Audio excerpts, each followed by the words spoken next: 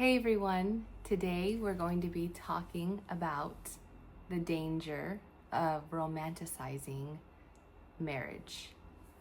Now, I know romanticizing is kind of a word that is being used in a positive way, which romantic is a good thing, but we're talking about romanticizing in a bad way.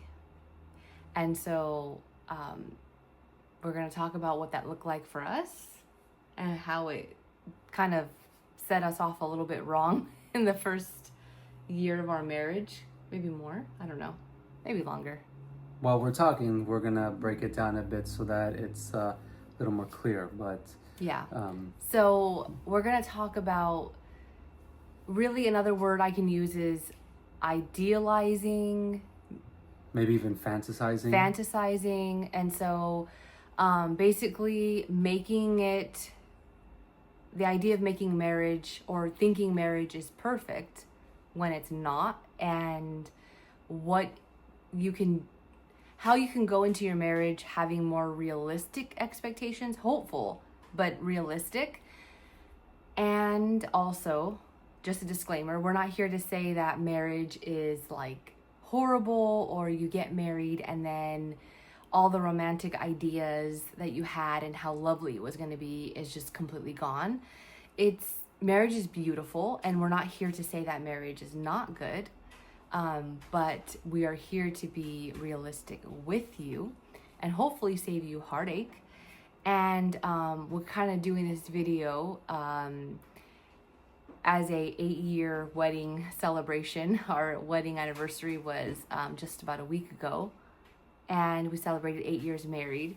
So we have surpassed the enchantment, which is what I want to help and explain it. We've passed the first stage, which is called enchantment. And that's when you're dating or courting, whatever word you want to use. And when the person can basically do no wrong in your eyes. You're so in love. You're like...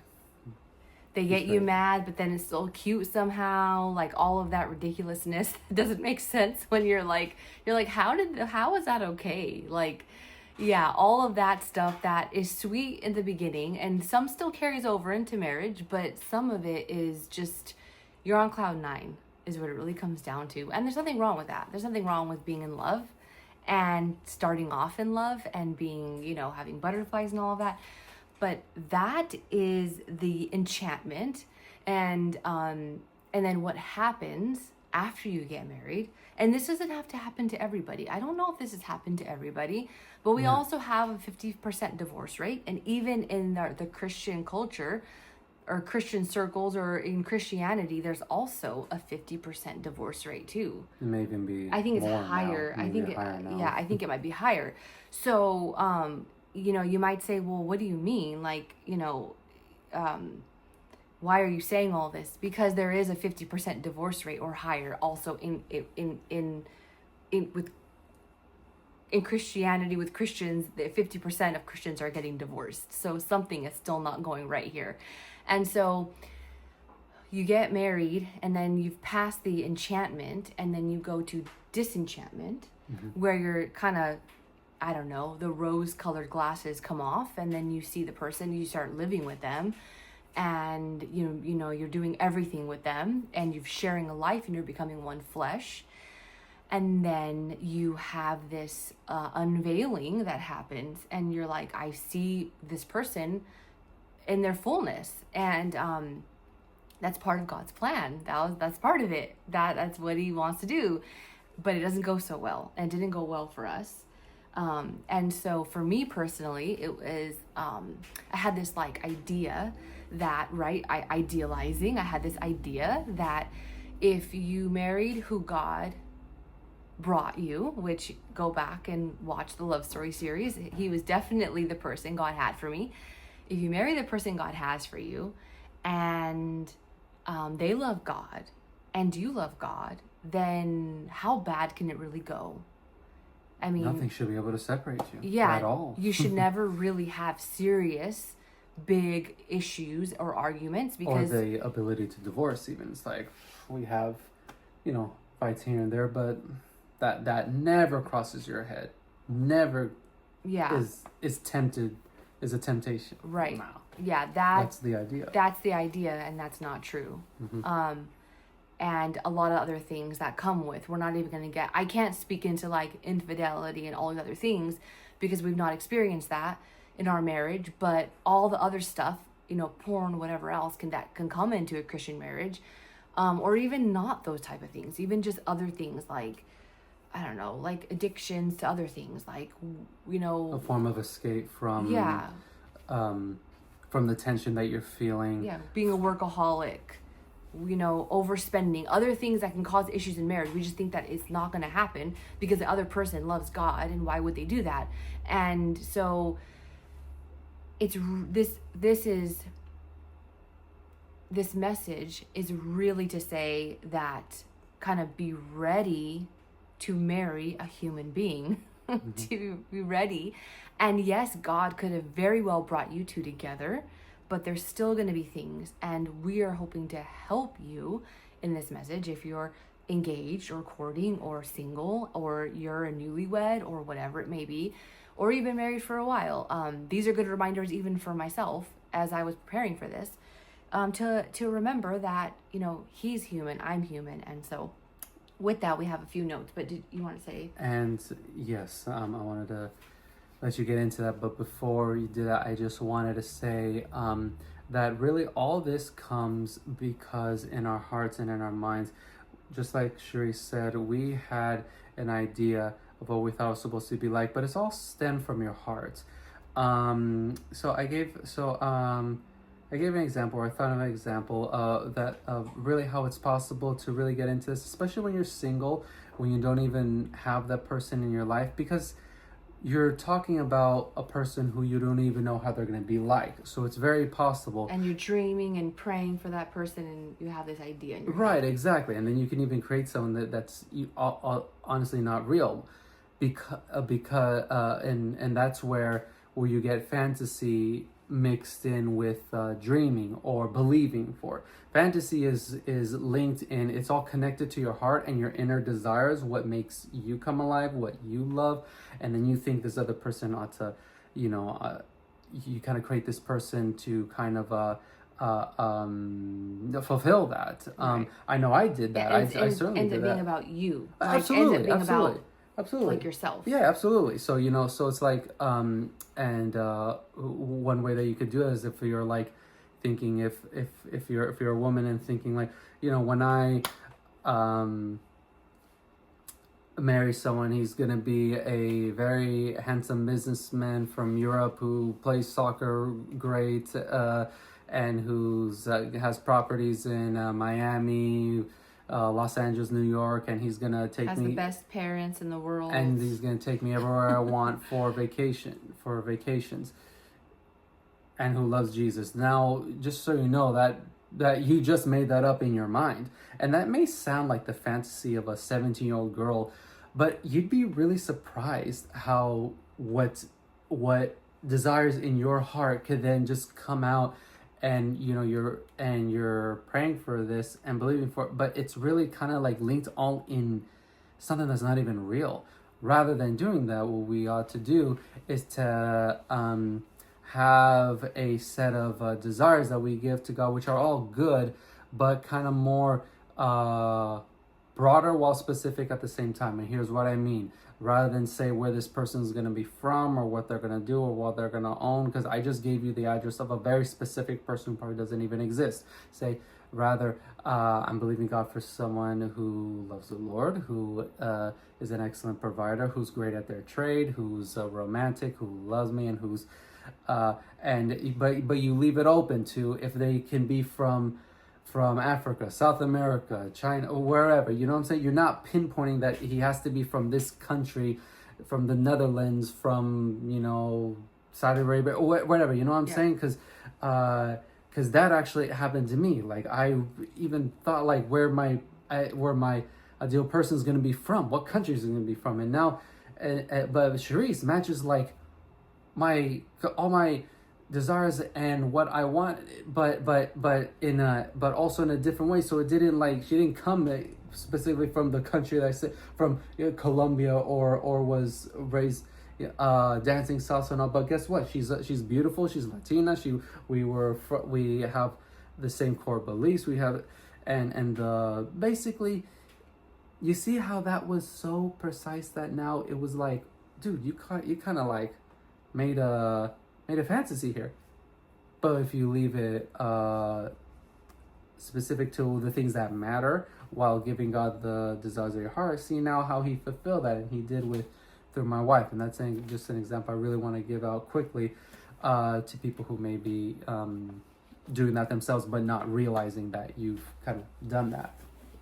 And for me, I think where I got to the point of disenchantment was, I think just in marriage in general, I just don't know why I thought it was going to be as challenging as it was. And I just really didn't account for my future spouse to be like a human being and to be different than me.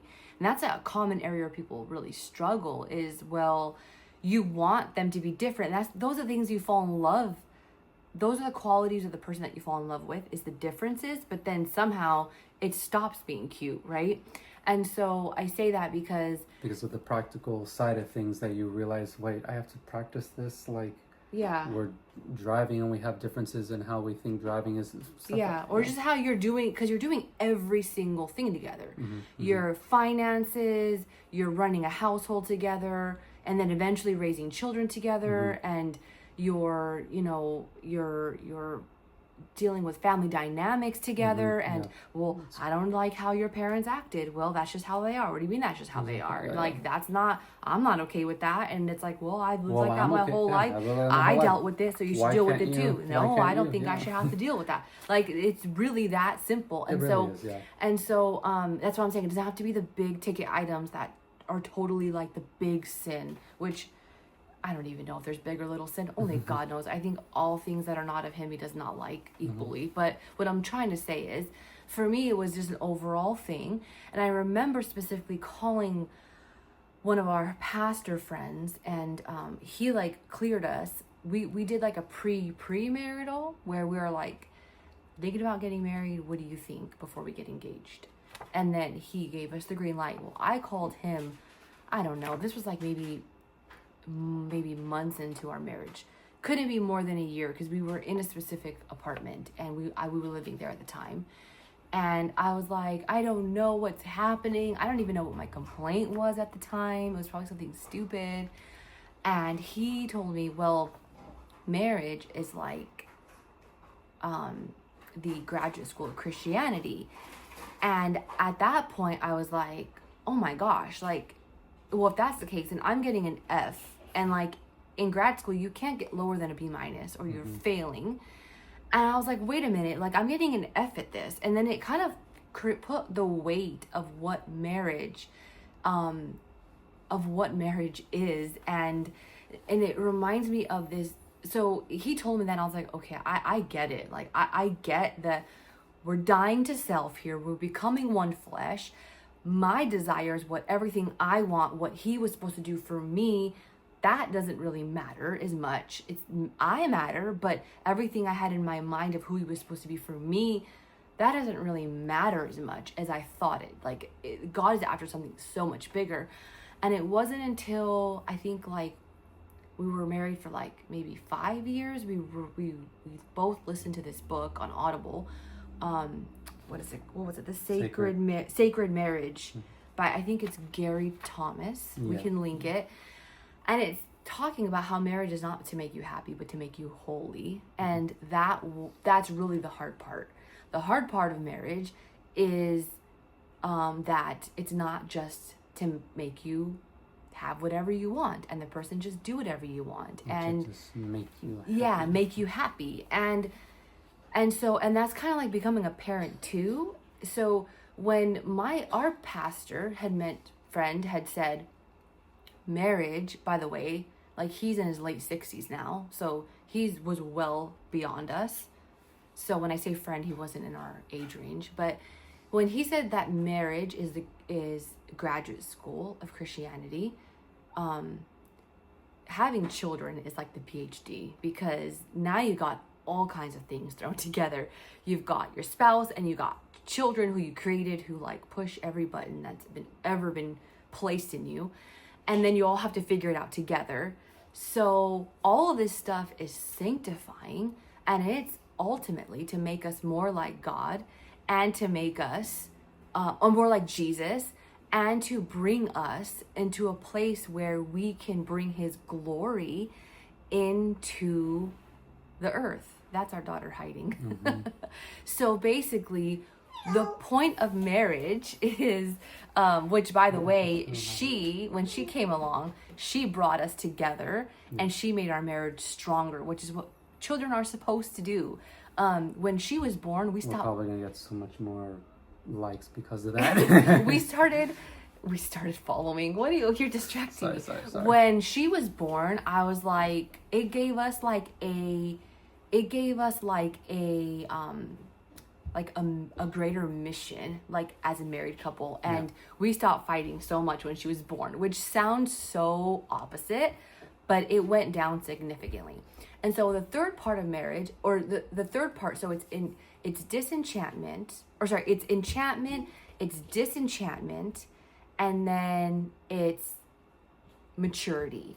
And I feel like by the time we were married for like 6 or 7 years, we hit maturity. And I was looking back at the book where it was the premarital counseling book, and I forgot that it had that maturity part in it, because when I looked at that when we were engaged, I looked at it and I was like, disenchantment, yeah, right. Like I totally wrote it off. I remember seeing that in that book and I did not take it seriously. And then when I looked at it, I was like, oh, maturity is the end process. And it shows like a guy and a girl, and there's an arrow, or a man and a woman, and there's an arrow underneath their feet and they're going upward. And that means like you're moving in the right direction together. Progress. You're making progress. That's a better word. And so basically that's like 8 years married. I feel like we've matured, but it's only by completely being totally submitted to God in the process of disenchantment, because I threatened divorce, which was the dumbest thing ever. Our current pastor has an amazing way of explaining that divorce should never be an option. I can let you explain how he says it, but basically, I was struggling so much, and I was like, this is not working. I married the wrong person. I think we need to get a divorce. I never told him I'm going to divorce you. I don't think I did, but I was like, should we get divorced? Because this is like a lot harder than I thought it was going to be.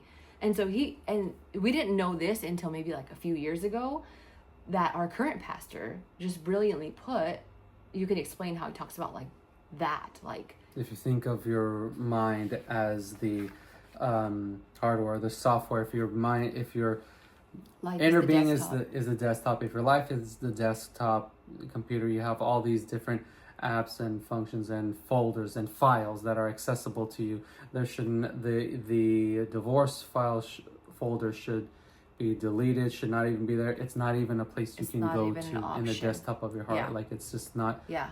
It doesn't exist. Yeah. And even saying it, like even making a commitment, we will never like threaten divorce or bring up divorce. Now, we realize that there are people with really serious circumstances, abuse, of course. A lot. Like this is for like, I guess like normal fighting and like, for the lack of a better word, or like regular like marital issues, not serious like abuse or any kind of like where you're like in trouble. We're not talking about, of course, like life-threatening. Yeah, that you need to get off YouTube and go see a counselor and a pastor and a therapist. Or the police. Yeah, or the police. Don't you know what I mean? Like that's we're talking about like your husband's all of a sudden getting on your nerves all the time, which that leads to the next point of warfare. Something we never accounted for in our marriage was warfare. You want to touch on that? Oh yeah, Jesus said that when the Pharisees came to him asking, "Hey, didn't Moses give us the ability to get a certificate of divorce?" And Jesus said it was not this way in the beginning. He made them, God made them one. So therefore, what God has made one, let man not separate. God loves marriage, and He created marriage. He made for man and women. When we marry, we become one. We complete the image of God, and the devil hates that. He wants to utterly destroy the image of that, and destroy the image of marriage, what it should be. So you have two believers who come to God, who are married. Devil wants to split that up right away. And I also thought when we were engaged, because we had a very rough engagement, and the minute you proposed to me, the warfare started. Yes, yeah. It was so like just a switch. Nightmares all the time, constant friction, inability to communicate and understand one another. I thought that once we got married, I'll say, yeah, devil, we beat you, we made it, we got there. It was more like, all right, now you're just beginning. Started. We fought our whole honeymoon. So, but the point of this isn't to get into like, oh, it was so hard. It's just to say like this is real, because people don't talk about this, so they think if you fight on your honeymoon, you're really got something wrong with you. No, you're just a regular person. You're just you're a regular Christian. human being. You have like automatically like an X on your back, but we have the victory. Yeah, the one because inside Jesus of you already defeated the enemy. Yeah, the one inside of you is greater than the one who's in the world. Whoever, 1 John says, I think it's chapter 3, anyway, says, who's the one who overcomes the world? Only the one who believes that Jesus is the Christ. So you have that, you have the victory that overcomes the world, your faith. So none of this is to maximize the devil or what he does. This is just to say we're aware of his schemes. We know this is going to happen. Yeah. I'm standing right here. James chapter 4 says, submit yourselves then to God, resist the devil, and he will flee from you. It does not say cower in fear or shout at him. It just says resist. No, I'm not going to go there. No, I will not. And he'll flee from you. Submit to God, resist him, he'll flee. Understand that that's there. Understand that happens, but understand that you have the victory. Last point is going along with unrealistic expectations and like idealizing is being very careful what you're renewing your mind with. And I feel like this is a really important one in the time that we're in, with everything being available in media, social media, YouTube. You're watching most people's on like Facebook or Instagram or whatever else. I don't really know how TikTok functions. It's just like reels, right? But you're watching people's highlights of their life, and it's so easy to think or compare or think that your life is going to look like your very good friends who only post 99.9% of the time is highlights, and you think that it's just going to look like that. And so with that, you have to be very careful that you're when you're seeing that you realize that those people are also human, and that you're not watching the fights. And when you see your really good friend post that her husband just got home and gave her these flowers just because he loves her, but really she didn't say that he got her really upset the night before and they got into a fight, and that those are I'm sorry flowers, and you know, and he did something like totally terrible, and you're just seeing whatever people want to put out there. Doesn't mean your really good friend is bad. It's just that nobody's going to talk about those type of things. We just got into a fight. He's getting on my nerves. My kids are this. You're only seeing highlights of people. You're only seeing the highlight of their life. And I think we already know that, but it doesn't mean that it doesn't get into our subconscious and make us think like, that's how it should be. That's how it should be. That's how it should be. And so just a warning for you. I've been guilty actually of being in the middle of a disagreement or an argument with Cesar, and then I'm just like, oh, I'm on my phone looking at Instagram, and then I see something like that, and then I get more angry at him, and then I think, well, look, he doesn't do this for me, and then it's like, hold on, like the Lord has very, very like strongly shut that down and said, you need to pray when guys are in a disagreement. You need to pray for my wisdom and get off your phone. And plus, the enemy loves to create even more of a wedge than it's already happening.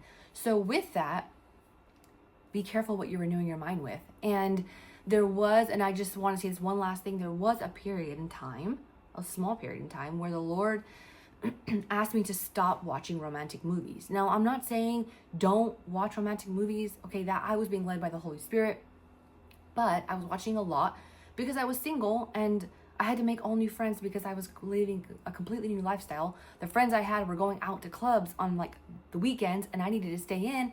So I was watching a lot of movies, and I love like The Notebook and Pride and Prejudice, and I love the really romantic stuff. And he was like, take a break on that for a little bit. And I'm grateful that he did that because I think that I was overly romanticizing things. And so those things, I'm not saying you need to do that. I'm just saying be mindful of those type of things because they do create unrealistic expectations. And I think I've said this in another video, but hang out with married friends because you'll probably see like what it's like. And just if you take anything away from this time, when you do get married, give your spouse permission to be human. Like to be human and realize that you are too, because as much as you're idealizing and romanticizing maybe them, they're doing the same for you. And it's not fair on either person to have this expectation of them to be perfect. And so do premarital right away. And when you get married, if you need to do marital counseling too, do that. That's what we did as well, to do damage control from everything. And then that'll help you. And then you're like, okay, you could talk things out realistically because nobody knows what it's going to be like until you kind of get into it. Yeah, and that's kind of one thing that I wanted to say is all this, we heard the same and similar things when we were single, and it can be very easy to just be something that you just kind of go like, I know, I hear this all the time, blah, blah, blah, blah, blah, blah, blah. This is so simple, so elementary. It's not going to be like that for me. Wait until you are in it. When you are in it, this is not, I am not a person to be like, oh, just wait for you. No, I am just saying the real thing reveals what's in us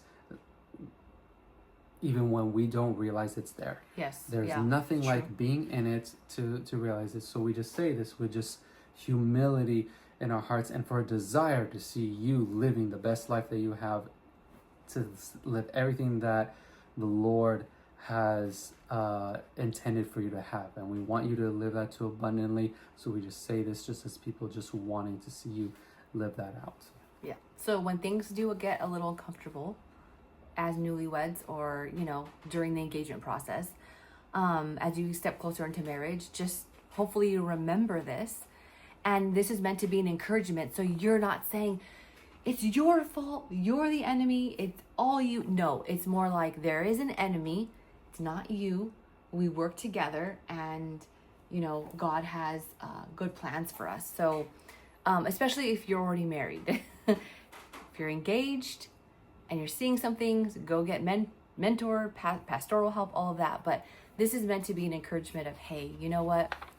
You're going to get past the disenchantment and you're going to move towards maturity if you press into the Lord and seek Him always and submit yourself to Him and just love Him with all your heart. So yeah, we hope that this blessed you. And just we are all about healthy marriages and family, and that's what we're passionate about. So we hope that this can bring some of that into your life, and you have an amazing future ahead of you, and just we want to bless you. So yeah, have a good one. Bye.